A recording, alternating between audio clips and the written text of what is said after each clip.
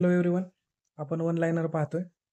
आजच्या लेक्चरमध्ये आपण जानेवारी 2025 मधले महत्त्वाचे वन लाइनर पाहणार. पहिला वन लाइनर आहे जागतिक ब्रेल दिवस.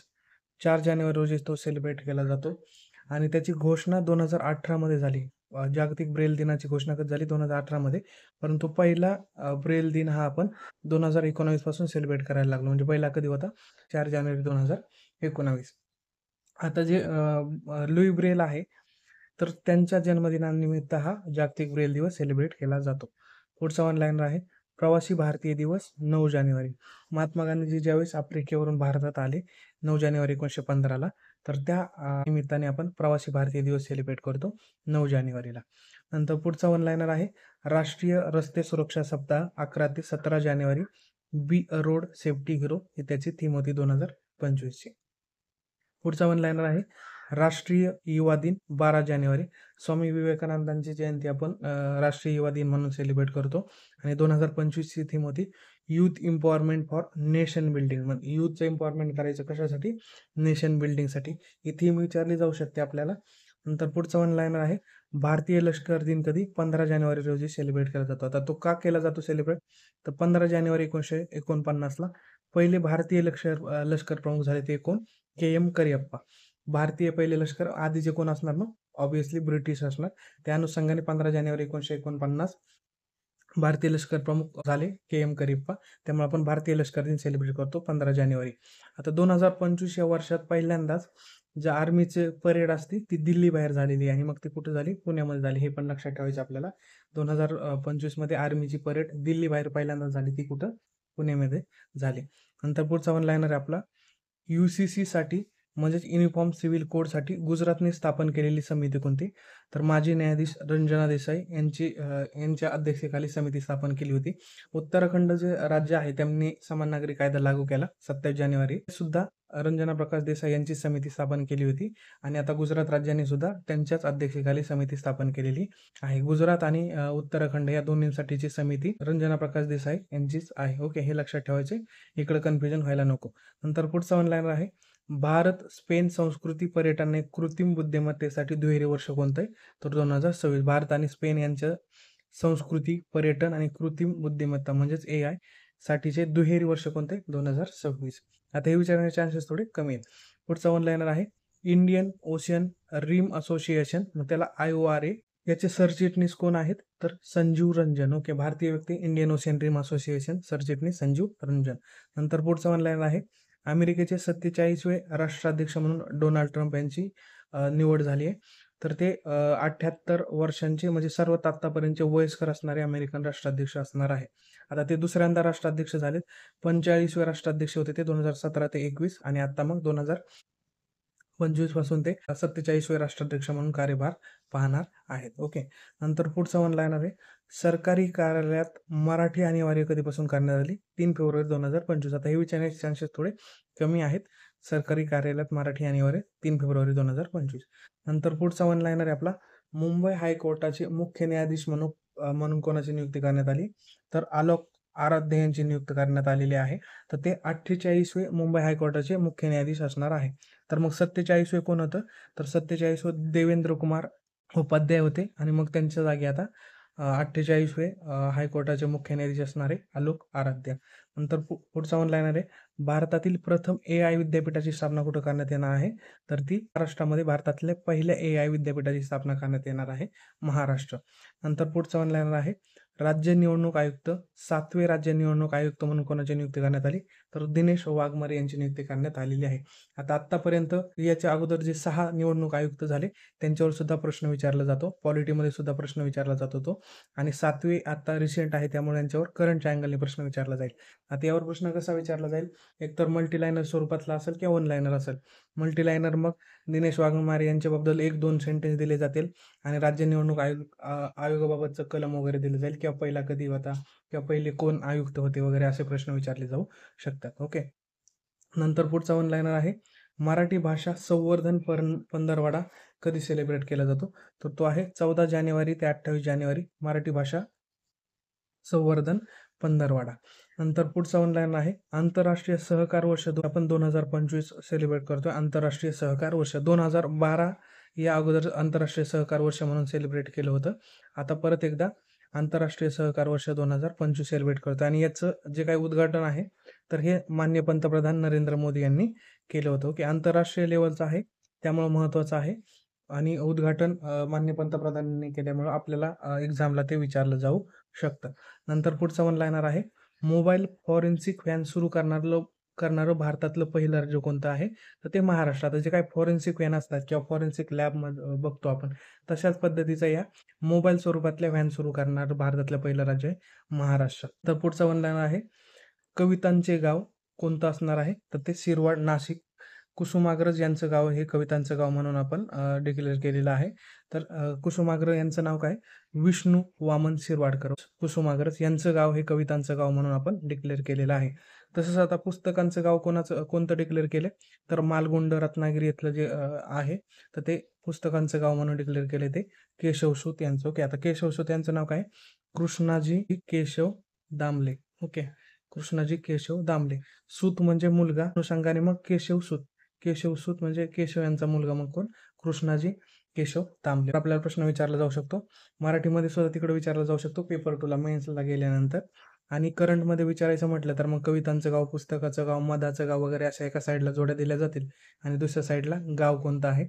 किंवा मग विष्णू वामन शिरवाडकर यांच्या नावावरून यांच्यावरून कोणतं गाव डिक्लेअर केलेलं आहे, कवितांचं गाव, पुस्तकांचं गाव, असाही प्रश्न विचारला जाऊ शकतो.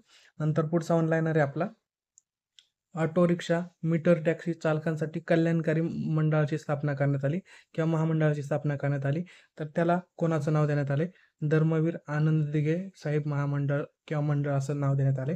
कोणासाठी? ऑटो रिक्षा मीटर टॅक्सी चालकांसाठीची कल्याणकारी मंडळ, धर्मवीर आनंद दिघे साहेब महामंडळ किंवा मंडळ. ओके, नंतर पुढचा ऑनलाईनर आहे आपला, भारत ऊर्जा सप्ताह 2025 फेब्रुवारी.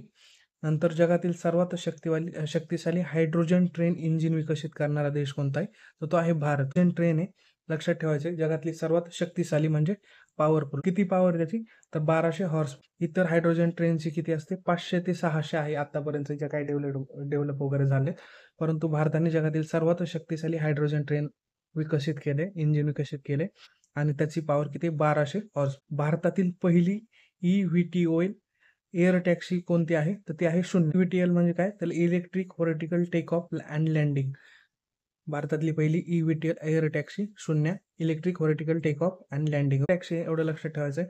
ट्रॅफिक वगैरे ह्या ज्या काही गोष्टी शहरातल्या असणार आहेत तर ते कमी करण्यासाठी ही करण्यात आलेली आहे. तर 28 पासून वगैरे ते प्रॉपरली वर्किंगमध्ये येईल. आत्ता फक्त त्याचं प्रायोगिक मॉडेल त्यांनी काढलेलं होतं. जास्त डिटेल्स विचारलं जाणार नाही. मल्टी लायनरमध्ये विचारलं तर मग ते विचारलं जाऊ शकतं. अन्यथा इकडं वन लायनरमध्ये फक्त एअर टॅक्सी कोणती आहे? शून्य. आणि ती कुठं सुरू करण्यात येणार आहे अशा पद्धतीचा प्रश्न विचारला जाऊ शकतो. 28 मध्ये ते मुंबई, दिल्ली, पुणे जे काही सिटी आहेत तर ते त्यामध्ये ते सुरू करण्यात येईल. नंतर पुढचा वन लायनर आहे, भारतातील पहिला AI संचलित क्रेडिट कार्ड तज्ज्ञ कोण आहे? तर वायझर. आता यावर आपल्याला प्रश्न विचारण्याचे चान्सेस थोडे कमी आहेत किंवा मग विचारलं तरी AI किंवा वायझर हे कशाच्या संदर्भातला आहे असा प्रश्न विचारला जाऊ शकतो. नंतर पुढचा वन लायनर आहे, झोमॅटो लिमिटेडचं नामकरण काय करण्यात आले? Eternal limited. म्हणजे झोमॅटोचं नाव काय केलं आता? इटर्नल केले. झोमॅटो लिमिटेडचं नामकरण इटर्नल लिमिटेड. नंतर पुढचा वन लायनर आहे, आशियातील सर्वात श्रीमंत कुटुंब कोणतं आहे? तर ते मुकेश अंबानी यांचं आशियातील सर्वात श्रीमंत कुटुंब आहे मुकेश अंबानी. नंतर पुढचा वन लायनर, जगातील पहिले महामृत्युंजय यंत्र कुठं करण्यात आले? तर ते प्रयागराज, उत्तर प्रदेश इथं महामृत्युंजय यंत्र स्थापित करण्यात आलेलं आहे. नंतर पुढचा वन लायनर आहे, महाकुंभ दुर्घटना समिती UPA गव्हर्नमेंटने स्थापना केली होती. तर त्याचे अध्यक्ष कोण आहेत? तर हायकोर्टाचे निवृत्त न्यायाधीश हर्ष कुमार हे महाकुंभ दुर्घटना समितीचे अध्यक्ष असणार आहे. महाकुंभ मेळा झाला होता आणि त्यामध्ये चेंगराचेंगरी वगैरे झाली, तिकडं काही लोकांचे निधन झाले, ती दुर्घटना झाली, त्या संदर्भातली ही समिती आहे UP सरकारने स्थापन केलेली, निवृत्त हायकोर्ट न्यायाधीश हर्ष कुमार यांच्या अध्यक्षतेखाली.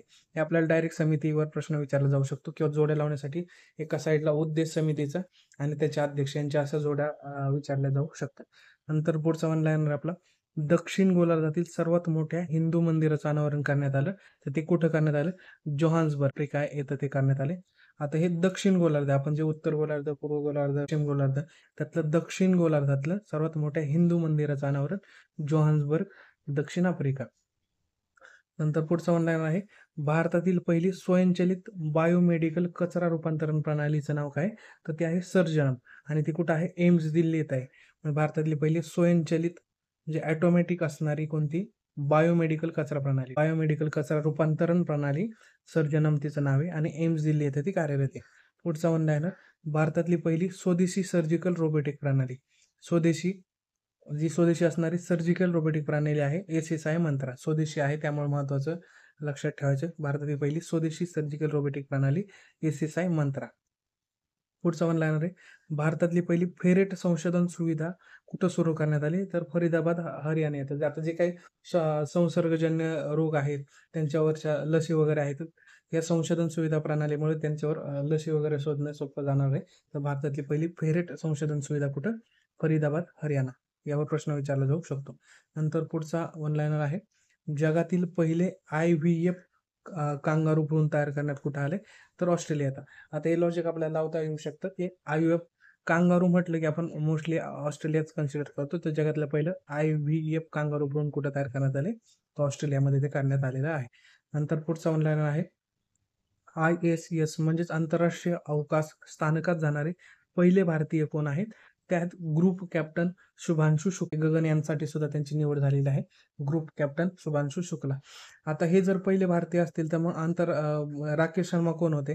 तर ते अंतराळात जाणारे पहिले भारतीय होते, आणि हे आंतरराष्ट्रीय अवकाश स्थानकात म्हणजे जे काही space station, international space station आहे त्यामध्ये जाणारे पहिले भारतीय ग्रुप कॅप्टन शुभांशु शुक्ला आहे. 25 जून 2025 रोजी प्रक्षेपण झालं होतं. ह्या ऑक्झियम 4 नावाचं हे मिशन होतं, स्पेस एक्सने लॉन्च केलेलं ते मिशन, आणि फाल्कन हे रॉकेट होतं त्याचं, फाल्कन रॉकेट. ओके, म्हणजे कोणतं? ऑक्झियम मिशन होतं, ऑक्झियम मिशन 4. यामध्ये 4 देशांचे लोक होते. आपले 3 जे काही लोक होते ते पहिल्यांदा जाणार होते, आणि नंतर USA जे होते ते तिसरी चौथी वेळ होती त्यांची. तर ग्रुप कॅप्टन शुभांशु शुक्ला हे आंतरराष्ट्रीय अवकाश स्थानकात जाणारे पहिले भारतीय आहेत. आणि अंतराळात जाणारे पहिले भारतीय म्हटलं की राकेश शर्मा आपण 1984 बघितलं, 1984 सारे जे असे अच्छा वगैरे भारत दिसतो असं त्यांनी सांगितलं. तर ते अंतराळात जाणारे पहिले भारतीय. आणि स्पेस स्टेशन म्हटलं की मग पहिले भारतीय कोणी? Group captain Shubhanshu Shukla. 25 जून लॉन्च झाल्याची डेट आहे ती विचारली जाऊ शकते. नंतर पुढचा वन लाईनर आहे आपला, अत्याधुनिक युद्ध देखरेख प्रणाली जी हे केली, लॉन्च केली, तिचं नाव काय? तर तिचं नाव आहे संजय. नंतर पुढचा वन लाईनर आहे, बांबू बंकरसाठी लष्कराने भागीदारी केलेली IIT कोणती आहे? तर ती आहे गुवाहाटी. जे आपण बंकर वगैरे बघतो, लष्कराकडे बंकर वगैरे असतात त्याच्या वेळेसाठी, तर ते बांबू बंकरसाठी लष्कराने भागीदारी केलेली IIT कोणती? तर गुवाहाटी. आता जे काही बंकर वगैरे तयार करायचे ते बांबूपासूनचे असतील, त्यासाठी भागीदारी केलेली आहे IIT गुवाहाटी. नंतर पुढचा ऑनलाईन आहे, सुभाषचंद्र बोस आपत्ती व्यवस्थापन पुरस्कार 2025 साठीचा इनक्वाईस हैदराबाद या संस्थेला भेटला. तर इनक्वाईस म्हणजे काय? Indian national centre for ocean information services. तर या संस्थेला सुभाषचंद्र बोस आपत्ती व्यवस्थापन पुरस्कार 2025 साठीचा भेटलाय. ती हैदराबाद स्थित आहे. 23 जानेवारी सुभाषचंद्र बोस यांची जयंती असते, त्यानिमित्त तो पुरस्कार दिले जातात. व्यक्ती आणि संस्थेला दिला जातात. व्यक्तीला पुरस्कार दिला जातो त्याची रक्कम असते 5 लाख रुपये, आणि संस्थेला दिला जातो त्याची रक्कम असते 51 लाख रुपये. सुभाषचंद्र बोस आपत्ती व्यवस्थापन पुरस्कार 2025. 25, 24, 23, 22 असे एका साईडला वर्ष दिले जातील या पुरस्काराचे, आणि कोणत्या संस्थेला किंवा कोणाला भेटलाय हे आपल्याला तिकडे विचारलं जाऊ शकतं. हे व्यवस्थित बघून घ्या. 24-23 चे ऑनलाईन आहे, खो खो विश्वचषक 2025 चा विजेता पुरुष आणि महिला कोणता संघ आहे? तर तो इंडियाचे, म्हणजे दोन्ही बाबतीतला पुरुषांसाठीचा सुद्धा खो खो विश्वचषक 2025 चा विजेता आहे इंडिया, आणि महिलांसाठीचा सुद्धा इंडिया आहे. आता महिलांसाठीचं नेतृत्व कोणी केलं? तर प्रियंका इंगळे यांनी केलं होतं. इंडियाने 78 गुण आणि नेपाळने 40, म्हणजे जवळपास 38 गुणांनी इंडियाला विजेता झालेला आहे. नंतर पुरुषांच्या बाबतीतलं नेतृत्व कोणी केलं? तर प्रतीक वायकर यांनी केलं. तर इंडिया 54 आणि नेपाळ 36, म्हणजे दोन्ही उपविजेता नेपाळच आहे आणि विजेता आहे इंडिया. पुढचा वन लाईनर आहे, BCCI लोकपाल म्हणून कोणाची नियुक्ती करण्यात आली? न्यायमूर्ती अरुण मिश्रा यांची BCCIचे लोकपाल म्हणून नियुक्ती करण्यात आलेली आहे. नंतर पुढचा वन लाईनर आहे आपला, ICC चॅम्पियन्स ट्रॉफी 2025चा सदिच्छा दूत कोण होतं? Shikhar Dhawan. International cricket council champions trophy 2025 सदिच्छा दूत आहे शिखर धवन. नंतर पुढचा वन लाईनर आहे, सर्वाधिक कमाई करणारा खेळाडू 2025 मधला कोण आहे? Cristiano Ronaldo. नंतर पुढचा ऑनलाईनर आहे, लोकपाल दिन कधी सेलिब्रेट केला जातो? तर तो 16 जानेवारी. 16 जानेवारी रोजी लोकपाल दिन सेलिब्रेट केला जातो. 2014ला लोकपालची स्थापना करण्यात आली 16 जानेवारी 2014ला. त्यामुळे मग तो 16 जानेवारी हा आपण लोकपाल दिन सेलिब्रेट करतो. पुढचा ऑनलाईनर आहे, आंतरराष्ट्रीय हिमनदी संवर्धन वर्ष कोणता आहे? तर ते 2025. आंतरराष्ट्रीय हिमनदी संवर्धन वर्ष 2025. आंतरराष्ट्रीय सहकार वर्ष सुद्धा आपण ते बघितलेलं आहे. 2025ला अजून काय काय आहे, कोणते कोणते वर्ष आहेत? तर आंतरराष्ट्रीय सहकार वर्ष आहे, आंतरराष्ट्रीय हिमनदी संवर्धन वर्ष आहे, आंतरराष्ट्रीय क्वांटम विज्ञान आणि तंत्रज्ञान वर्ष आहे आणि आंतरराष्ट्रीय शांतता आणि विश्वास वर्ष आहे. 25 या चारहींसाठी महत्त्वाचे असंही विचारलं जाऊ शकतं. 2025 हे कोणत्या घटकांसाठी आंतरराष्ट्रीय वर्ष म्हणून सेलिब्रेट केलं जाते? मग सहकार, हिमनदी, क्वांटम विज्ञान आणि तंत्रज्ञान, शांतता आणि विश्वास वर्ष चारहीसाठी आंतरराष्ट्रीय वर्ष आहे 2025. हे लक्षात ठेवायचं, यावर प्रश्न विचारला जाऊ शकतो. नंतर पुढचा वर लाईन आहे, नौदल नागरी वर्ष कोणतं आहे? तर 2024. नौदल नागरी वर्ष 2024. पराक्रम दिवस 23 जानेवारी. सुभाषचंद्र बोस यांचा आपण जो काही जन्मदिन येतो पराक्रम दिवस म्हणून सेलिब्रेट करतो. पराक्रम दिवस 23 जानेवारी. नंतर राष्ट्रीय बालिका दिन 24 जानेवारी. नंतर पुढचा ऑनलाईन आहे, राष्ट्रीय पर्यटन दिन 25 जानेवारी. आता 25 जानेवारीलाच आपण राष्ट्रीय मतदार दिन म्हणून सुद्धा सेलिब्रेट करतो. इलेक्शन कमिशन ऑफ इंडियाची स्थापना 25 जानेवारी 1950. त्या अनुषंगाने राष्ट्रीय मतदार दिन 25 जानेवारी. यावर एकदा प्रश्न विचारला आता सेंट्रल एक्झाममध्ये 25 जानेवारीवर प्रश्न विचारण्यात आलेला आहे. तोच राष्ट्रीय पर्यटन दिन म्हणून सुद्धा आपण सेलिब्रेट करतो. नंतर पुढचा ऑनलाईनर, भारतीय वृत्तपत्र दिन 29 जानेवारी. भारतीय वृत्तपत्र दिन 29 जानेवारी. नंतर शहीद दिन 30 जानेवारी. आता 30 जानेवारी 1948ला जे काही महात्मा गांधींची हत्या करण्यात आली, शहीद दिन 30 जानेवारी. आता हे जानेवारी 2025 मधले महत्वाचे वन लाईनर होते. नेक्स्ट लेक्चरमध्ये आपण फेब्रुवारी 2025 मधले वन लाईनर पाहूयात. थांबूयात इथं. थँक्यू.